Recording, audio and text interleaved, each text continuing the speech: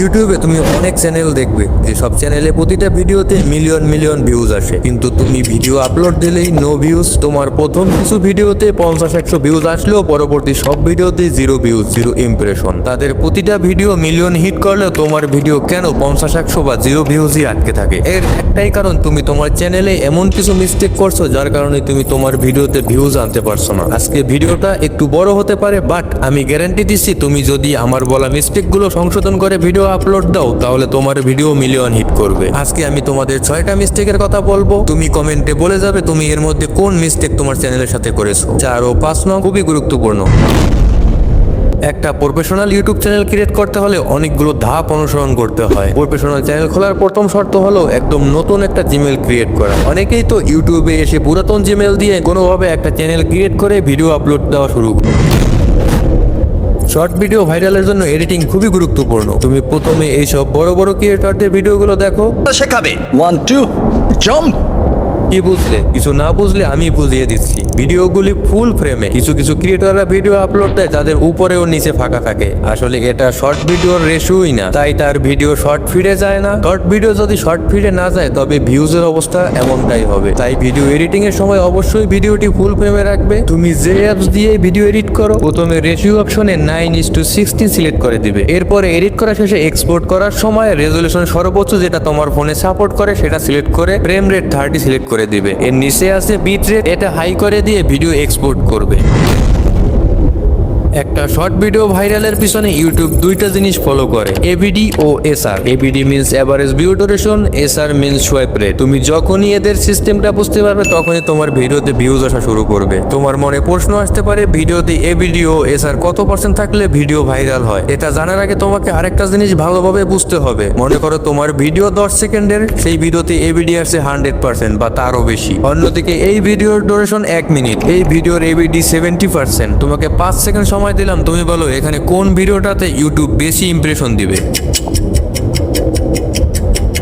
তুমি যদি মনে করো 10 সেকেন্ডের ভিডিওতে 100% এবিডি থাকার কারণে সেই ভিডিওটাতে ইউটিউব বেশি ইমপ্রেশন দিবে, তাহলে তুমি ভুল। তুমি 10 সেকেন্ডের ভিডিওতে 100% এবিডি দিয়ে দর্শককে 10 সেকেন্ড ধরে রাখতে পেরেছো, কিন্তু 1 মিনিটের ভিডিওটি তার 70% এবিডি দিয়ে দর্শককে 42 সেকেন্ড ধরে রেখেছে। ইউটিউব চায় তার প্ল্যাটফর্মে অডিয়েন্স বেশি সময় ধরে থাকুক। ইউটিউব কখনোই চায় না অডিয়েন্স তার প্ল্যাটফর্ম ছেড়ে অন্য প্ল্যাটফর্মে চলে যাক। তাই বোরিং ভিডিও বারবার দর্শকের সামনে পাঠানোর পরে দর্শক বিরক্ত হতে পারে। আর তুমি 10 সেকেন্ডে কি এমন ভ্যালু প্রোভাইড করতে পারবে যে অডিয়েন্স তোমার ভিডিও দেখবে? তুমি তোমার ভিডিও কমপক্ষে 1 মিনিটের বানাও। ভিডিও এসআর মিন সোয়াইপ রেট 70 থেকে 80% রাখার চেষ্টা করো।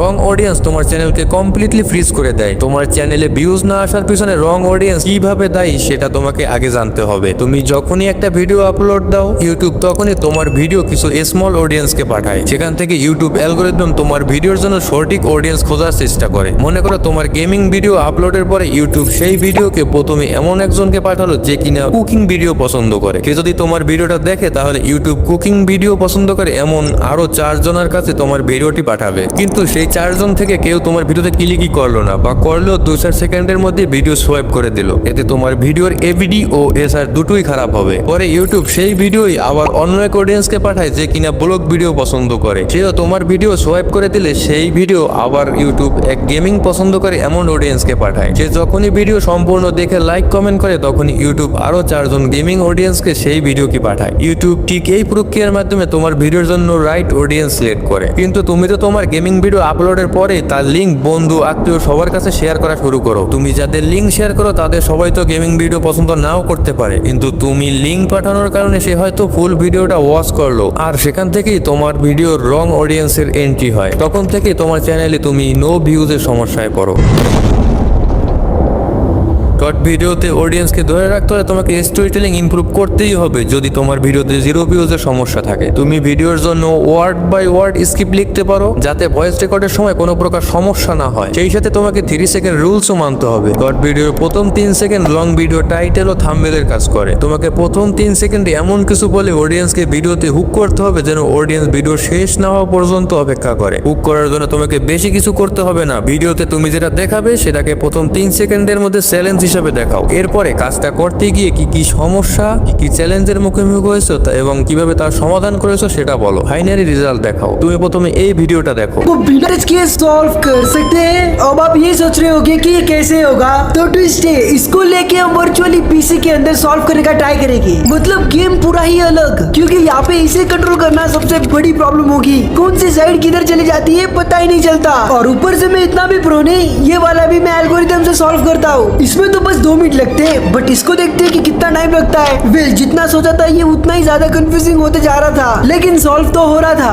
इनफैक्ट यहाँ मैं बहुत ही ज्यादा लकी था, ये इस तरह सॉल्व हुआ कि हम 2 फॉर्मूला स्किप कर सकते हैं। बट फाइनल अब आती है मेन दिक्कत, एक छोटा गलत मूव और पूरा स्टार्टिंग से स्टार्ट करना होगा। पूरे एल्गोरिथम के भरोसे हूँ, तो इसीलिए मैंने पहले रियल क्यूब पे प्रैक्टिस किया और फिर ही मैंने पीसी पे सॉल्व करने का सोचा, और देखते ही देखते ये सॉल्व।